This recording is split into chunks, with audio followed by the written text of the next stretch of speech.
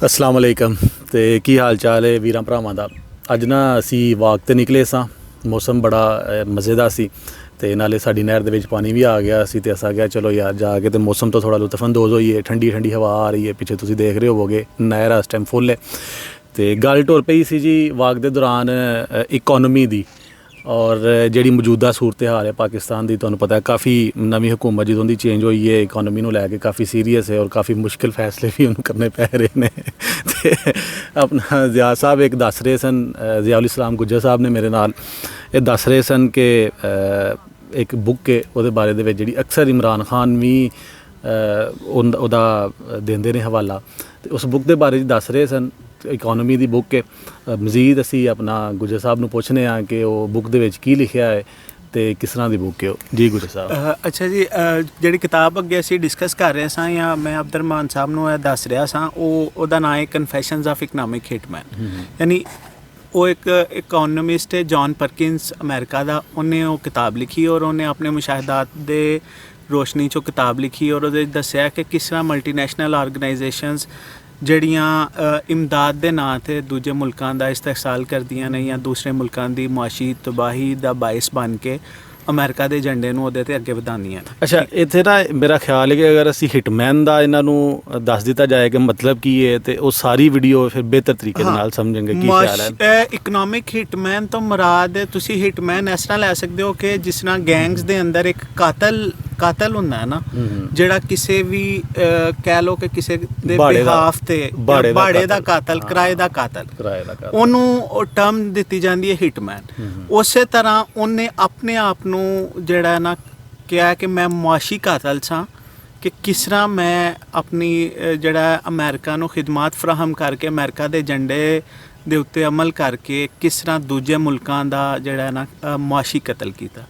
ठीक है, उस मुआशी कतल तो मुराद है वे कि उन्हां लई इन्नियां ज़्यादा मुश्किलात पैदा कर दित्तियां गईयां, इन्नियां ज़्यादा मुश्किलात पैदा कर दित्तियां गईयां कि उन्हां नूं ला महाला अमेरिकन इमदाद ते या यूरोपियन इमदाद ते बेशक डायरैक्ट गौरमेंट को होए या किसी ऑर्गेनाइजेशनस तो होए उन्हां दे उत्ते मुनहसर करन दा जिहड़ा ना उन्हां नूं मजबूर कर देता। ठीक है, उन्हां दा मुल्कां दा इन्हिसार अपनी इकोनॉमी तो हट के बैरूनी इमदाद ते हो गया, जिहदी वजह तो अमेरिका ने अपने झंडे की तकमील करवाई।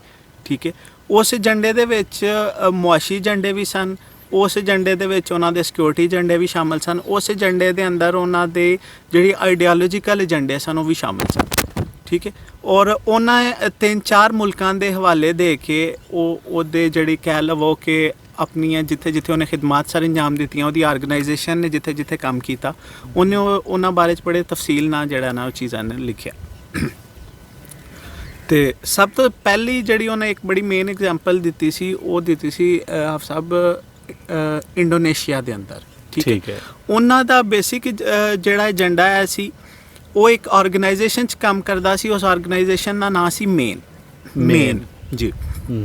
वो एक इकनॉमिक ऑर्गेनाइजेशन सी और वो दसदा है कि जदों उन ऑर्गेनाइजेशन ने उन्होंने ग्रैजुएशन तो बाद इंडक्ट किया तो ओदी एक बकायदा ट्रेनिंग कराई गई, जिहदे विच उन्होंने दस्सिया गया कि तेरा काम ऐ वे कि तू मुआशी महाज दे उत्ते अमेरिकन मफादात दा तहफ़्फ़ुज़ करना है। ठीक है, और वो डायरैक्टली ऑर्गेनाइजेशन लिंक सी अमेरिकन जिहड़ी स्पाई एजेंसी है CIA उन्हां दे नाल। और वह दसदा है कि सिर्फ एक ऑर्गेनाइजेशन नहीं, अमेरिका के अंदर बहुत सारिया इकनॉमिक ऑर्गेनाइजेशन ने जिहड़ियां कंसल्टेंसी प्रोवाइड करदियां ने डिफरेंट कह लो कि ऑर्गेनाइजेशनस नूं।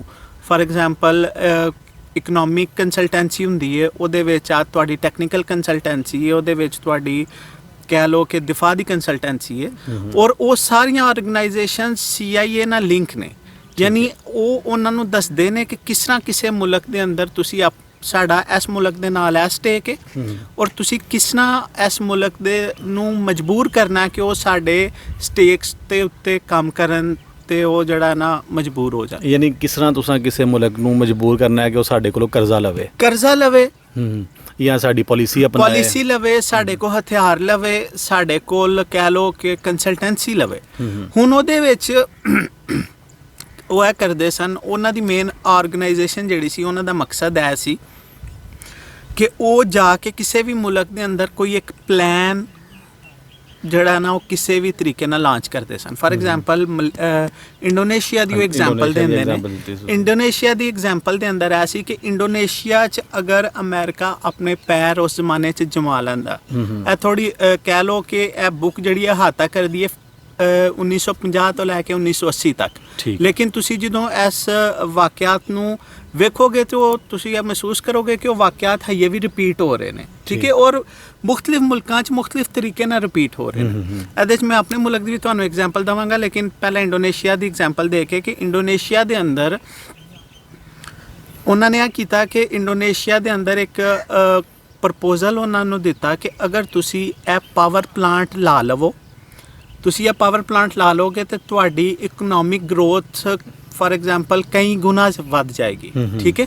ਉਹਦੇ ਅੰਦਰ ਉਹਨਾਂ ਨੇ ਇਹ ਕਿਹਾ ਕਿ ਬਈ ਤੁਸੀਂ ਇਹ ਵਾਲਾ ਜਿਹੜਾ ਜਦੋਂ ਪਲਾਂਟ ਲਾਓਗੇ ਇੱਥੇ ਟਰਾਂਸਮਿਸ਼ਨਸ ਲਾਈਨ ਜਾਣਗੀਆਂ, ਇਹਦੇ ਵਕਤ ਤੁਹਾਡਾ ਇੱਥੇ ਇੰਡਸਟਰੀਅਲ ਜ਼ੋਨ ਬਣੇਗਾ, ਤੁਹਾਡੇ ਮਾਮਲਾਤ ਬਿਹਤਰ ਹੋਣਗੇ ਔਰ ਤੁਹਾਡੀ ਇਕਨੋਮੀ ਬਹੁਤ ਜ਼ਿਆਦਾ ਗਰੋ ਕਰੇਗੀ। ਉਹ ਸਾਰੇ ਜਿਹੜੇ ਫੈਕਟਸ ਐਂਡ ਫਿਗਰਸ ਉਹਨਾਂ ਨੇ ਆਪਣੇ ਕਹਿ ਲਓ ਪ੍ਰਪੋਜ਼ਲ 'ਚ ਬਿਆਨ ਕੀਤੇ, ਉਹਨਾਂ ਦੀ ਕੋਈ ਕੰਕਰੀਟ ਐਵੀਡੈਂਸ ਨਹੀਂ ਸੀ, ਠੀਕ ਹੈ।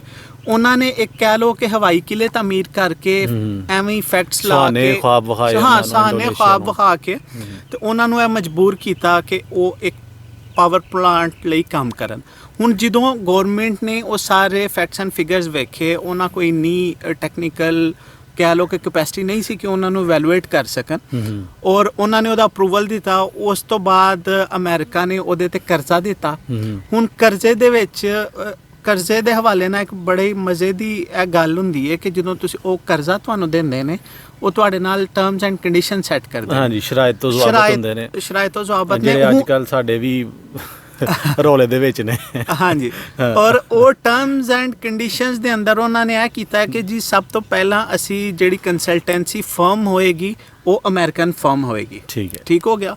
ਉਹ ਅਮਰੀਕਨ ਫਰਮ ਤੁਹਾਨੂੰ ਪ੍ਰੋਵਾਈਡ ਕਰੇਗੀ ਕਿ ਤੁਸੀਂ ਕਿਸ ਤਰ੍ਹਾਂ ਇੱਕ ਜਿਹੜਾ ਨਾ ਨਕਸ਼ੇ ਵਗੈਰਾ ਬਣਾਉਣੇ ਨੇ ਜਾਂ ਕਿਸ ਤਰ੍ਹਾਂ ਉਹਨਾਂ ਬਲੂ ਪ੍ਰਿੰਟਸ ਵਗੈਰਾ ਤਮੀਰ ਕਰਨੇ ਨੇ ਆਪਣੇ ਜਿਹੜੇ ਪਾਵਰ ਪਲਾਂਟ ਹੈ ਉਹਦੇ। ਉਸ ਤੋਂ ਬਾਅਦ ਉਹਨਾਂ ਕਿਹਾ ਕਿ ਜਿਹੜੀ ਕੰਪਨੀ ਪਾਵਰ ਪਲਾਂਟ ਬਣਾਏਗੀ ਉਹ ਅਮਰੀਕਨ ਕੰਪਨੀ ਹੋਏਗੀ, ਠੀਕ ਹੈ, ਠੀਕ ਹੋ ਗਿਆ। ਮਸ਼ਵਰਾ ਵੀ ਖੁਦ ਦਿੱਤਾ ਹੈ, ਪੈਸੇ ਵੀ ਖੁਦ ਦਿੱਤੇ ਨੇ, ਔਰ ਉਹ ਯਾਨੀ ਕਿ ਆਪਣੀ ਮੈਨ ਪਾਵਰ ਵੀ ਆਪਣੀ ਦੇ ਰਹੇ, ਮੈਨ ਪਾਵਰ ਵੀ ਆਪਣੀ ਦੇ ਦਿੱਤੀ ਹੈ, ਠੀਕ ਹੈ। ਫਿਰ ਉਹਦੇ ਉੱਤੇ ਉਹਨਾਂ ਨੇ ਕਿਹਾ ਕਿ ਜੀ ਉਸ ਤੋਂ ਬਾਅਦ ਟਰਾਂਸਮਿਸ਼ਨ ਲਾਈਨ ਜਿਹੜੀ ਵਿਛੇਗੀ ਉਹ ਵੀ ਸਾਡੀ ਕੰਪਨੀਜ਼ ਵਿਛਾਣਗੀਆਂ, ਔਰ ਤੁਹਾਨੂੰ ਬੈਸਟ ਫੈਸਿਲਿਟੀਜ਼ ਔਰ ਬੈਸਟ ਕੰਸਲਟੈਂਸੀ ਕੰਪਨੀਜ਼ ਕੰਮ ਕਰਨਗੀਆਂ, ਤੁਹਾਡੇ ਚੰਦ ਸਾਲਾਂ ਦੇ ਅੰਦਰ ਤੁਹਾਡਾ ਪਾਵਰ ਪਲਾਂਟ ਬਣ ਜਾਏਗਾ। ਔਰ ਉਹਦੇ ਤੋਂ ਬਾਅਦ ਕੀ ਹੋਇਆ ਕਿ ਜਿਹੜਾ ਕਰਜ਼ਾ ਇੰਡੋਨੇਸ਼ੀਅਨ ਗਵਰਨਮੈਂਟ ਨੂੰ ਦਿੱਤਾ ਗਿਆ ਉਸ ਪਾਵਰ ਪਲਾਂਟ ਦੀ ਮਦਦ 'ਚ ਉਹ ਅਮਰੀਕਾ ਨੇ ਆਪਣੀ ਫਰਮਸ ਦੇ ਜ਼ਰੀਏ ਵਾਪਸ ਆਪਣੇ ਮੁਲਕ 'ਚ ਪੈਸੇ ਲੈ ਲਏ। ਸਾਫ਼ ਜ਼ਾਹਿਰ ਹੈ ਜਦੋਂ ਉਹਨਾਂ ਨੇ ਕੰਪਨੀ ਵੀ ਆਪਣੀ ਦੇ ਦਿੱਤੀ, ਫਰਮ ਵੀ ਆਪਣੇ, ਸਾਰੇ ਕੰਸਲਟੈਂਟ ਵੀ ਆਪਣੇ ਦੇ ਦਿੱਤੇ, ਤਾਂ ਪੈਸਾ ਅਲਟੀਮੇਟਲੀ ਵਾਪਸ ਹੀ ਜਾਣਾ ਸੀ। ਔਨ ਦਾ ਅਦਰ ਹੈਂਡ ਉਸ ਤੋਂ ਬਾਅਦ ਕੀ ਹੋਇਆ ਕਿ ਉਹ ਸਾਰਾ ਦਾ ਸਾਰਾ ਜਿਹੜਾ ਨਾ ਇੱਕ ਗਵਰਨਮੈਂਟ ਦੇ ਉੱਤੇ ਬਰਡਨਾਈਜ਼ ਹੋ ਗਿਆ ਬਹੁਤ ਜ਼ਿਆਦਾ ਕੰਮ। ਜਿਸ ਚੀਜ਼ ਦੀ ਜ਼ਰੂਰਤ ਨਹੀਂ ਸੀ ਉਹਨੂੰ ਜ਼ਰੂਰਤ ਬਣਾ ਕੇ ਪੇਸ਼ ਕੀਤਾ ਗਿਆ। ਔਨ ਦਾ ਅਦਰ ਹੈਂਡ ਇਹੋ ਹੀ ਚੀਜ਼ ਨੂੰ ਕਹਿ ਲਓ ਕਿ ਉਹਨਾਂ ਦੂਸਰੇ ਮੁਲਕਾਂ 'ਚ ਵੀ ਜਿੱਥੇ ਜਿੱਥੇ ਪੋਸੀਬਲ ਸੀ ਉਹ ਰੈਪਲੀਕੇਟ ਕੀਤਾ। ਇਹ ਇਸ ਤਰ੍ਹਾਂ ਕਰਕੇ ਉਹਨਾਂ ਨੇ ਆਪਣਾ ਇੰਨਾ ਕੁ ਜ਼ਿਆਦਾ ਪ੍ਰੈਸ਼ਰ ਕਰ ਲਿਆ ਇੰਡੋਨੇਸ਼ੀਅਨ ਗਵਰਨਮੈਂਟ 'ਤੇ ਕਿ ਇੰਡੋਨੇਸ਼ੀਅਨ ਗਵਰਨਮੈਂਟ ਮਜਬੂਰ ਹੋ ਗਈ ਕਿ ਉਹਨਾਂ ਦੀ ਟਰਮਸ ਐਂਡ ਕੰਡੀਸ਼ਨਸ ਨੂੰ ਮੰਨੋ, ਉਹਨਾਂ ਨੂੰ ਉੱਥੇ ਸਰਵੇਲੈਂਸ ਲਈ ਅੱਡੇ ਦੇਵੋ, ਔਰ ਇਸ ਤਰ੍ਹਾਂ ਦੀ ਸਾਰੀਆਂ ਚੀਜ਼ਾਂ ਨੂੰ ਯਾਨੀ ਜੋ ਇੰਡੋਨੇਸ਼ੀਆ 'ਚ ਅਮਰੀਕਨ ਮੁਫਾਦ ਸੀ ਉਹਦਾ ਉਹਨਾਂ ਨੇ ਪੂਰਾ ਕਰ ਲਿਆ ਇੱਕ ਫੇਕ ਇਕਨੋਮਿਕ ਹਿਟਮੈਨ ਦੇ ਜ਼ਰੀਏ, ਠੀਕ ਹੋ ਗਿਆ। ਔਰ ਇਸ ਤਰ੍ਹਾਂ ਹੀ ਦੂਸਰੀ ਉਹ ਇੱਕ ਐਗਜ਼ਾਮਪਲ ਦਿੰਦੇ ਨੇ ਕਿ ਪਨਾਮਾ ਦੀ। ਪਨਾਮਾ ਦੇ ਅੰਦਰ ਕੀ ਹੋਇਆ ਕਿ ਪਨਾਮਾ ਕੈਨਾਲ ਹੈ ਜਿਹੜੀ ਦੋ ਜਿਹੜਾ ਸੀ ਰੂਟਸ ਨੂੰ ਲਿੰਕ ਕਰਦੀ ਹੈ। ਹਾਂਜੀ, ਬੜੀ ਮਸ਼ਹੂਰ ਹੈ ਵਰਲਡ ਦੇ ਵਿੱਚ ਪਨਾਮਾ ਕਨਾਲ। ਉਹ ਪਨਾਮਾ ਕਨਾਲ 'ਚੋਂ ਕਾਫੀ ਜ਼ਿਆਦਾ ਜਿਹੜਾ ਨਾ ਯੂਰਪ ਦੀ ਟ੍ਰੇਡ ਹੁੰਦੀ ਹੈ।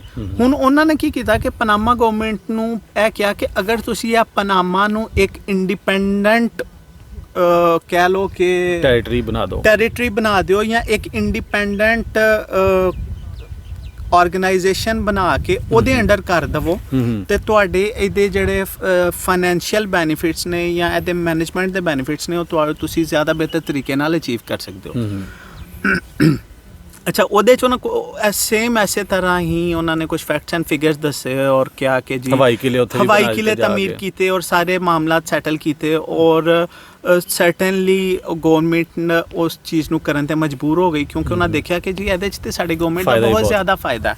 ਮਗਰ ਉਹਨਾਂ ਨੇ ਜਿਹੜੀ ਆਰਗੇਨਾਈਜੇਸ਼ਨ ਨੂੰ ਕੰਸਲਟੈਂਸੀ ਫਰਾਹਮ ਕੀਤੀ, ਉਹ ਉਹਨਾਂ ਨੇ ਆਪਣੀ ਕੰਸਲਟੈਂਸੀ ਫਰਮਸ ਜਿਹੜੀਆਂ ਨਾ ਉਹਦੇ ਨਾਲ ਹਾਇਰ ਕੀਤੀਆਂ ਕਿ ਤੁਸੀਂ ਅਮਰੀਕਾ ਨੇ ਕਿ ਤੁਹਾਨੂੰ ਅਸੀਂ ਇਸ ਤਰ੍ਹਾਂ ਮੈਨੇਜਮੈਂਟ ਕਰਵਾਵਾਂਗੇ, ਤੁਹਾਨੂੰ ਟ੍ਰੇਨਿੰਗਸ ਦੀ ਮਦਦ 'ਚ ਦੇਵਾਂਗੇ, ਤੁਹਾਨੂੰ ਟੈਕਨੀਕਲ ਸਪੋਰਟ ਹੈ, ਤੁਹਾਨੂੰ ਇੱਥੇ ਇਨਫਰਾਸਟ੍ਰਕਚਰ ਬਣਾ ਕੇ ਦੇਵਾਂਗੇ ਔਰ ਸਾਰੀਆਂ ਚੀਜ਼ਾਂ। ਉਹਦੇ ਤਹਿਤ ਕੀ ਹੋਇਆ ਕਿ ਪਨਾਮਾ ਦਾ ਜਿਹੜਾ ਬੈਨੀਫਿਟ ਗਵਰਨਮੈਂਟ ਨੂੰ ਮਿਲਦਾ ਸੀ, ਜਿਹੜਾ ਟੈਕਸ ਰੈਵਨਿਊ ਗਵਰਨਮੈਂਟ ਜਨਰੇਟ ਕਰਦੀ ਸੀ, ਉਹ ਉਸ ਆਰਗੇਨਾਈਜੇਸ਼ਨਸ ਕੋ ਚਲਾ ਗਿਆ ਜਿਹੜੀ ਇੰਡੀਪੈਂਡੈਂਟਲੀ ਐਕਟ ਕਰ ਰਹੀ ਸੀ, ਔਰ ਕੰਸਲਟੈਂਸੀ ਦੀ ਮਦਦ 'ਚ, ਇਨਫਰਾਸਟ੍ਰਕਚਰ ਦੀ ਮਦਦ 'ਚ ਉਹ ਪੈਸਾ ਜਿਹੜਾ ਨਾ ਡਰੇਨ ਹੋ ਕੇ ਅਮਰੀਕਾ ਵੱਲ ਚਲਾ ਗਿਆ। ਠੀਕ ਹੈ, ਹੁਣ ਇਹ ਇਸ ਤਰੀਕੇ ਨਾਲ, ਔਰ ਜਦੋਂ ਉੱਥੋਂ ਦੀ ਇੱਕ ਗਵਰਨਮੈਂਟ ਨੇ ਇਹ ਐਕਟ ਕੀਤਾ ਕਿ ਨਹੀਂ ਬਈ ਇਹ ਤੇ ਸਾਨੂੰ ਲਾਸ ਹੋ ਗਿਆ ਕੁਝ ਸਾਲ ਬਾਅਦ, ਤੇ ਜਿਸ ਬੰਦੇ ਨੇ ਆਵਾਜ਼ ਚੁੱਕੀ ਕਿ ਇਹਨੂੰ ਦੁਬਾਰਾ ਨੈਸ਼ਨਲਾਈਜ਼ ਕਰ ਲਿਆ ਜਾਏ, ਔਰ ਉਹਨਾਂ ਨੇ ਫਿਰ ਉਹਨੂੰ ਮਰਡਰ ਕਰਵਾ ਕੇ ਕਤਲ ਕਰਵਾ ਦਿੱਤਾ। ਠੀਕ ਹੈ, ਦੇਖੋ ਜੀ ਅਮਰੀਕਾ ਦੇ ਹੱਥ ਤੇ ਬੜੇ ਲੰਬੇ ਨਾ ਜੀ। ਔਰ ਐਸੇ ਤਰ੍ਹਾਂ ਇੱਕ ਦੋ ਹੋਰ ਮੁਲਕ ਦੀ ਵੀ ਐਗਜ਼ਾਮਪਲ ਹੈ, ਲੇਕਿਨ ਮੈਂ ਤੁਹਾਨੂੰ ਇੱਥੇ ਵੀਡੀਓ ਆਪਣੀ ਕਾਫੀ ਲੰਬੀ ਹੋ ਰਹੀ ਹੈ, ਤੁਸੀਂ ਆਪਣੇ ਜਿਹੜਾ ਆਪਣਾ ਮੁਲਕ ਹੈ ਨਾ ਉਹਦੇ ਬਾਰੇ ਮੈਂ ਉਹਦੇ ਬਾਰੇ 'ਚ ਇੱਕ ਛੋਟੀ ਜਿਹੀ ਐਗਜ਼ਾਮਪਲ ਹੈ, ਉਹ ਮੈਂ ਦਿੰਦਾ ਵਾਂ ਕਿ 1953 ਦੇ ਅੰਦਰ ਖਵਾਜਾ ਨਾਜ਼ਮੁद्दीन ਵਜ਼ੀਰ ਆਜ਼ਮ ਸਨ ਆਫ ਸਾਹਿਬ। ਠੀਕ ਹੈ, ਔਰ ਮੁਲਕ ਦੇ ਅੰਦਰ ਉਸ ਸਾਲ ਗੰਦਮ ਦੀ ਜਿਹੜੀ ਪੈਦਾਵਾਰ ਹੈ ਨਾ ਉਹ ਥੋੜੀ ਜੀ ਕਮ ਹੋਈ। ਠੀਕ ਹੈ, ਥੋੜੀ ਜੀ ਕਮ ਹੋਈ, ਕੰਪੈरेटिवली ਕਮ ਹੋਈ। ਅਚਾਨਕ ਸਰ ਅਖਬਾਰਾਂ ਦੇ ਵਿੱਚ ਇਹ ਚੀਜ਼ ਅਨਾਉਂਸ ਹੋਣਾ ਸ਼ੁਰੂ ਹੋ ਗਈ, ਬਲਕਿ ਇੱਕ ਰਿਪੋਰਟ ਆਈ ਹੈ ਇੱਕ ਆਰਗੇਨਾਈਜੇਸ਼ਨ ਵੱਲੋਂ, ਮਤਲਬ ਅਮਰੀਕਨ ਆਰਗੇਨਾਈਜੇਸ਼ਨ ਵੱਲੋਂ ਇੱਕ ਰਿਪੋਰਟ ਆਈ ਹੈ। ਉਹਨਾਂ ਕਿਹਾ ਜੀ ਪਾਕਿਸਤਾਨ 'ਚ ਕਹਿਤ ਦਾ ਬੁਹਰਾਨ, ਗੰਦਮ ਦੇ ਬੁਹਰਾਨ ਦੀ ਵਜ੍ਹਾ ਤੋਂ ਕਹਿਤ ਦੇ ਖਦਸ਼ਾਤ ਜਿਹੜੇ ਨੇ ਉਹ ਪੈਦਾ ਹੋ ਰਹੇ ਨੇ। ਠੀਕ ਹੈ, ਔਰ ਉਹਦੀ ਵਜ੍ਹਾ ਤੋਂ ਅਖਬਾਰਾਂ ਦੇ ਵਿੱਚ ਉਸ ਵਕਤ ਦੇ ਜਿਹੜਾ ਕਹਿ ਲਓ ਕਿ ਇਹਨਾਂ 'ਤੇ ਪ੍ਰੈਸ ਵਗੈਰਾ ਨਹੀਂ ਸੀ, ਅਖਬਾਰਾਂ ਸਨ, ਰੇਡੀਓ ਸੀ ਔਰ ਟੈਲੀਵਿਜ਼ਨ ਸੀ। ਰੇਡੀਓ ਤੇ ਟੈਲੀਵਿਜ਼ਨ ਚੂੰਕਿ ਸਟੇਟ ਕੰਟਰੋਲ 'ਚ ਸੀ, ਲੇਕਿਨ ਅਖਬਾਰਾਂ ਦੇ ਅੰਦਰ ਇਹਦੇ ਉੱਤੇ ਕਾਫੀ ਜ਼ਿਆਦਾ ਚਰਚਾ ਹੋਈ। ਰੇਡੀਓ ਤੇ ਟੈਲੀਵਿਜ਼ਨ ਸਟੇਟ ਕੰਟਰੋਲ ਤੋਂ ਮੁਰਾਦ ਇਹ ਹੈ ਕਿ ਸਿਰਫ ਉਦੋਂ ਪੀਟੀਵੀ ਸੀ, ਸਿਰਫ ਇੱਕ ਹੀ ਚੈਨਲ ਸੀ। ਪੀਟੀਵੀ ਵੀ ਨਹੀਂ ਸੀ ਆਪ ਸਾਹਿਬ, ਮਤਲਬ ਸਿਰਫ ਗਵਰਨਮੈਂਟ ਦੀ ਸਰਪ੍ਰਸਤੀ, ਰੇਡੀਓ ਗਵਰਨਮੈਂਟ ਦੀ ਸਰਪ੍ਰਸਤੀ ਦੇ ਵਿੱਚ ਸੀ, ਔਰ ਉਹਦੇ ਵਿੱਚ ਰੇਡੀਓ ਸੀ ਸਿਰਫ ਉਸ ਟਾਈਮ, ਔਰ ਰੇਡੀਓ 'ਚ ਤੇ ਕੰਟਰੋਲ ਰਿਹਾ, ਮਗਰ ਕਹਿ ਲਓ ਕਿ ਐਜੀਟੇਸ਼ਨ ਹੋਣੀ ਸ਼ੁਰੂ ਹੋ ਗਈ, ਔਰ ਕਹਿ ਲਓ ਕਿ ਸਿਆਸਤਦਾਨਾਂ ਨੇ ਰੌਲਾ ਪਾਉਣਾ ਸ਼ੁਰੂ ਕਰ ਦਿੱਤਾ, ਅਖਬਾਰਾਂ 'ਚ ਆਰਟੀਕਲ ਆਉਣਾ ਸ਼ੁਰੂ ਹੋ ਗਏ। ਅਪੋਜੀਸ਼ਨ ਜਿਹੜੀ ਵੀ ਹੁੰਦੀ ਉਹਨੂੰ ਤਾਂ ਮੌਕਾ ਚਾਹੀਦਾ ਹੁੰਦਾ ਨਾ। ਔਰ ਉਹ ਖਵਾਜਾ ਨਾਜ਼ਮੁद्दीन ਤੇ ਇੰਨਾ ਜ਼ਿਆਦਾ ਪ੍ਰੈਸ਼ਰ ਆਇਆ ਕਿ ਉਸ ਟਾਈਮ ਉਹਨਾਂ ਨੂੰ ਗੁਲਾਮ ਮੁਹੰਮਦ ਜਿਹੜੇ ਸਨ ਉਹ ਗਵਰਨਰ ਜਨਰਲ, ਉਹਨਾਂ ਨੇ ਉਹਨਾਂ ਨੂੰ ਹਟਾ ਦਿੱਤਾ, ਔਰ ਅਮਰੀਕਾ 'ਚ ਪਾਕਿਸਤਾਨੀ ਸਫੀਰ ਹਨ ਮੁਹੰਮਦ ਅਲੀ ਬੋਗਰਾ। ਠੀਕ ਹੈ, ਮੁਹੰਮਦ ਅਲੀ ਬੋਗਰਾ ਜਿਉਂ ਹੀ ਵਜ਼ੀਰ ਆਜ਼ਮ ਬਣੇ ਨੇ 1954 ਦੇ ਅੰਦਰ, 1953 ਤੱਕ ਇਸ ਚੀਜ਼ ਦਾ ਰੋਲਾ ਰਿਹਾ ਕਿ ਜੀ ਤੁਹਾਡੇ ਮੁਲਕ 'ਚ ਕਹਿਤ ਆ ਰਿਹਾ, ਮਾਮਲਾਤ ਖਰਾਬ ਹੋ ਰਹੇ ਨੇ। ਠੀਕ ਹੈ, ਜਿਹਦੀ ਵਜ੍ਹਾ ਤੋਂ ਉਹਨਾਂ ਤੇ ਇੰਨਾ ਜ਼ਿਆਦਾ ਪ੍ਰੈਸ਼ਰ ਆ ਗਿਆ ਬਤੌਰ ਵਜ਼ੀਰ ਆਜ਼ਮ, ਤੇ ਗਵਰਨਰ ਜਨਰਲ ਨੂੰ ਉਹਨਾਂ ਨੂੰ ਹਟਾਉਣਾ ਪਿਆ, ਔਰ ਉਹਨਾਂ ਨੇ ਅਮਰੀਕਨ ਸਫੀਰ ਮੁਹੰਮਦ ਅਲੀ ਬੋਗਰਾ ਨੂੰ 1954 'ਚ ਲਿਆ ਕੇ ਠੀਕ ਹੈ, ਔਰ ਦੁਬਾਰਾ ਜਿਹੜਾ ਉਹ ਬਿਠਾ ਦਿੱਤਾ ਗਿਆ। ਮੈਂ ਵੀ ਫਿਗਰ ਥੋੜ੍ਹੀਆਂ ਅੱਗੇ ਪਿੱਛੇ ਹੋ ਜਾਣ, ਬਟ ਸਟਿਲ ਮੁਹੰਮਦ ਅਲੀ ਬੋਗਰਾ ਜਦੋਂ ਆ ਕੇ ਵਜ਼ੀਰ ਆਜ਼ਮ ਬਣੇ ਨੇ, ਅਮਰੀਕਾ ਨੇ ਕੁਛ ਲੱਖ ਟਨ ਗੰਦਮ ਦਾ ਐਲਾਨ ਕਰ ਦਿੱਤਾ ਇਮਦਾਦ ਦੀ ਸੂਰਤ ਦੇ ਲਈ। ਠੀਕ ਹੈ, ਔਰ ਉਹ ਪਹਿਲੀ ਇਮਦਾਦ ਸੀ ਜਿਹੜੀ ਪਾਕਿਸਤਾਨ ਦੇ ਮੂੰਹ ਨੂੰ ਲੱਗੀ ਅਮਰੀਕਾ ਦੀ ਤਰਫੋਂ। ਸੋ ਇਹ ਉਹ ਕੰਡੀਸ਼ਨ, ਉਹ ਪਹਿਲਾ ਇੰਪੋਰਟਡ ਵਜ਼ੀਰ ਆਜ਼ਮ ਵੀ ਸੀ ਨਾ ਅਮਰੀਕਾ ਤੋਂ। ਪਹਿਲਾ ਇੰਪੋਰਟਡ, ਜਿਹਨੂੰ ਅਸੀਂ ਇਹ ਟਰਮ ਇੰਪੋਰਟਡ ਵਜ਼ੀਰ ਆਜ਼ਮ ਕਹਿੰਦੇ ਆ ਜਨਾਬ, ਉਹ ਪਹਿਲੇ ਇੰਪੋਰਟਡ ਵਜ਼ੀਰ ਆਜ਼ਮ ਆਏ, ਔਰ ਜੋ ਹੀ ਉਹਨਾਂ ਨੇ ਵਜ਼ਾਰਤ ਉਜ਼ਮਾ ਦਾ ਹਲਫ ਚੁੱਕਿਆ, ਉਹ ਸਾਰਾ ਕਹਿਤ ਦਾ ਜਿਹੜਾ ਮਾਮਲਾ ਸੀ ਉਹ ਸਾਰੇ ਦਾ ਸਾਰਾ ਕਹਿ ਲਓ ਕਿ ਖਤਮ ਹੋ ਗਿਆ। ਠੀਕ ਹੈ, ਔਰ ਰੋਲਾ ਗੁਲਗਲਾ ਸਾਰਾ ਖਤਮ ਹੋ ਗਿਆ। ਔਰ ਕੀ ਹੋਇਆ ਕਿ ਅਮਰੀਕਾ ਨੇ ਅਨਾਉਂਸ ਕਰ ਦਿੱਤਾ ਕਿ ਜਨਾਬ ਤੁਹਾਡੇ ਗੰਦਮ ਦੀ ਜਿਹੜੀ ਹੈ ਨਾ ਇੰਨੇ ਲੱਖ ਗੰਦਮ ਤੁਹਾਨੂੰ ਪਹੁੰਚ ਜਾਏਗੀ। ਹੁਣ ਉਹ ਉਹਨੇ ਲੱਖ ਗੰਦਮ ਦਾ ਅੱਗੇ ਬੜੀ ਦਿਲਚਸਪ ਸਟੋਰੀ ਹੈ, ਬੜੇ ਮਜ਼ੇਦਾਰ ਚੀਜ਼ਾਂ ਨੇ ਕਿ ਕਿਸ ਤਰ੍ਹਾਂ ਉਹ ਗੰਦਮ ਆਈ, ਕਿਦੋਂ ਪਹੁੰਚੀ, ਉਹਦੇ ਤਹਿਤ ਪਾਕਿਸਤਾਨ ਨੂੰ ਕੀ ਖਮਿਆਜ਼ਾ ਭੁਗਤਣਾ ਪਿਆ। ਜਿਵੇਂ ਕਹਿ ਲਵੋ ਕਿ ਹਜ਼ਰਤ ਆਦਮ ਨੂੰ ਗੰਦਮ ਦੇ ਤਹਿਤ ਜਿਹੜਾ ਨਾ ਜੰਨਤ ਚੋਂ ਨਿਕਲੇ ਨਾ, ਅਸੀਂ ਵੀ ਗੰਦਮ ਦੀ ਵਜ੍ਹਾ ਤੋਂ ਅਮਰੀਕਨ ਚੁੰਗਲ 'ਚ ਫਸੇ। ਚਲੋ ਠੀਕ ਹੈ, ਤੇ ਅਗਲੀ ਵੀਡੀਓ 'ਚ ਅਸੀਂ ਇਸ ਗੱਲ ਨੂੰ ਕੰਟੀਨਿਊ ਕਰਾਂਗੇ ਕਿ ਉਸ ਤੋਂ ਬਾਅਦ ਅੱਗੇ ਅਮਰੀਕਨ ਇਮਦਾਦ 'ਚ ਅਸੀਂ ਕਿਸ ਤਰ੍ਹਾਂ ਫਸੇ। ਬਹਰਾਲ ਹੈ ਤੇ ਉਹ ਇੱਕ ਬੁੱਕ ਦਾ ਰਿਵਿਊ ਸੀ, ਜਿਹੜੀ ਬੁੱਕ ਦਾ ਨਾਮ ਤੁਹਾਨੂੰ ਦੱਸਿਆ ਹੈ, ਤੁਹਾਨੂੰ ਥੰਬਨੇਲ ਦੇ ਵਿੱਚ ਵੀ ਮਿਲ ਜਾਏਗਾ। ਤੇ ਇਹਦੇ 'ਚ ਇਹੀ ਵੇਖਿਆ ਜਾਂਦਾ ਹੈ ਕਿ ਬੇਸ਼ੱਕ 1950 ਹੋਏ, 1940 ਹੋਏ, 1970 ਹੋਏ, 1990 ਹੋਏ, ਜਿਹੜੀਆਂ ਹਕੂਮਤਾਂ ਹੁੰਦੀਆਂ ਨੇ ਉਹਨਾਂ ਦੇ ਅੰਦਾਜ਼ ਨਹੀਂ ਬਦਲਦੇ।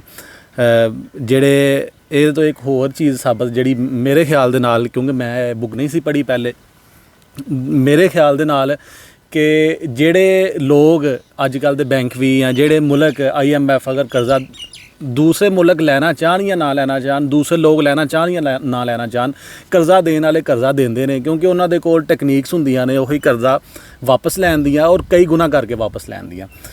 ਦੂਸਰੇ ਨੰਬਰ 'ਤੇ ਨਾਲੇ ਉਹਨਾਂ ਨੂੰ ਆਪਣਾ ਅਸੀਰ ਬਣਾ ਲੈਂਦੇ ਨੇ। ਬਹਰਾਲ ਅਗਲੀ ਵੀਡੀਓ ਦੇ ਵਿੱਚ ਇਨਸ਼ਾਅੱਲਾ ਜਾਂ ਫਿਰ ਤੁਹਾਨੂੰ ਉਹ ਗੰਦਮ ਦੀ ਸਟੋਰੀ ਵੀ ਸੁਣਾਈ ਜਾਏਗੀ। ਉਦੋਂ ਤੱਕ ਇਜਾਜ਼ਤ ਦਿਓ। ਅੱਲਾ ਹਾਫਿਜ਼।